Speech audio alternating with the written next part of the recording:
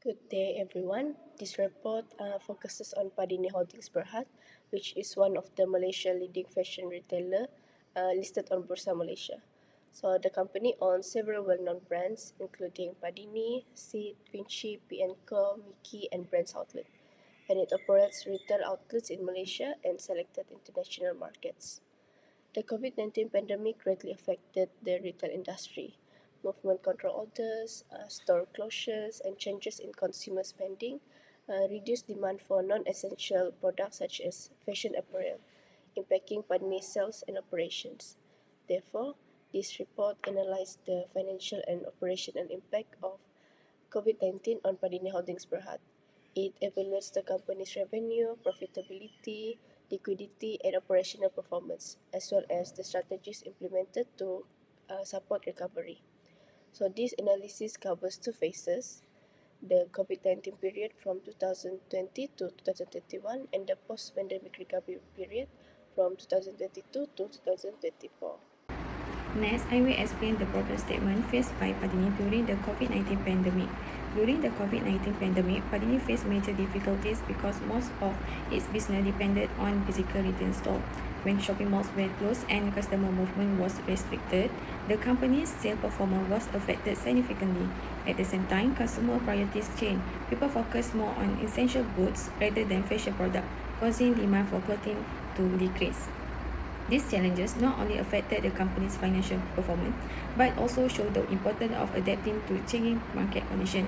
As a result, Padini had to strengthen its online presence and improve business flexibility to remain competitive during the crisis.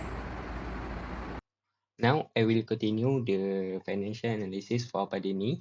During the COVID-19 pandemic phase analysis from around 2019 to 2021, lockdowns and collapse government lockdowns forced temporary store that cutting revenue from 1.78 billion from for year 2019 to 1.35 billion for 2020 and 1.03 billion for 2021. That inventory cost resilience tightly restrict manufacturing orders and product costs, protected stock values carrying around around 9 to 7 million in communicated gross profit. Next, aggressive cost management avoided net loss entirely by securing more retail rebates, freezing non-essential spending, and expanding e-commerce sales.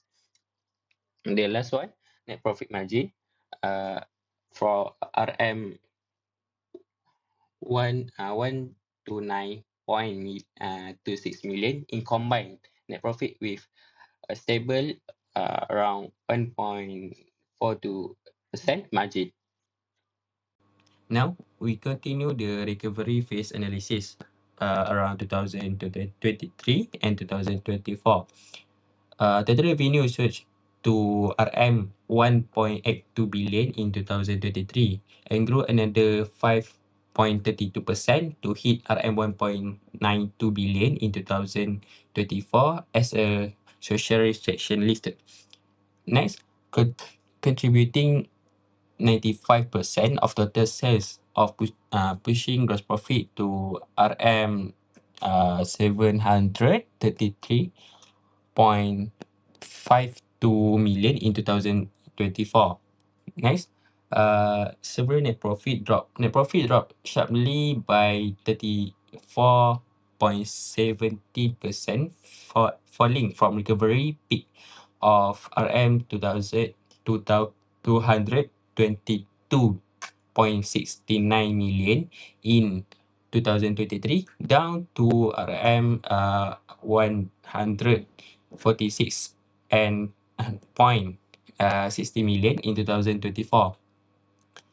Net profit margin shrank from 12% to 7.6% due to rising post-pandemic operating overheads and high shipping costs, intense market price competition. For this section, Padini responded to the COVID-19 crisis by implementing several financial and operational strategies. During 2020 and 2021, the company experienced a significant decline in revenue due to lockdown and restriction on physical stores. To overcome this issue, Padini focused on cost reduction and conservative cash management measures to maintain business stability. Even though revenue dropped to 1.029 billion in 2021, the company still managed to maintain a positive net profit margin and a strong current ratio.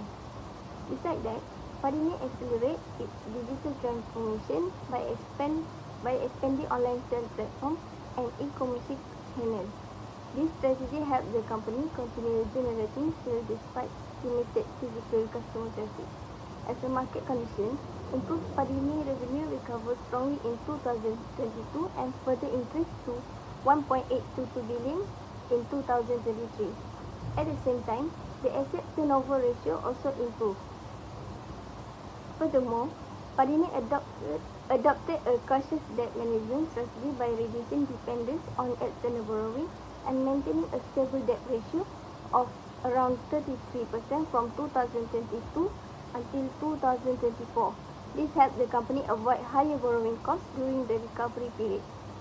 In 2024, Padini also invested in warehouse upgrade and retail infrastructure to strengthen long-term business growth and operational efficiency. Overall, the strategy implemented by Padini were effective in helping the company recover from the pandemic, improve operational performance, and maintain long-term financial stability. Based on the financial analysis, several recommendations can help Padini improve its future performance. Firstly, Padini should continue strengthening its digital transformation and e-commerce platform because online sales help the company recover after the pandemic. Secondly, the company should maintain strong liquidity and balanced debt management to reduce financial risk during future crises. Besides that, Padini should diversify its revenue sources by expanding online sales, international markets, and collaboration with platforms like Shopee and Lazada.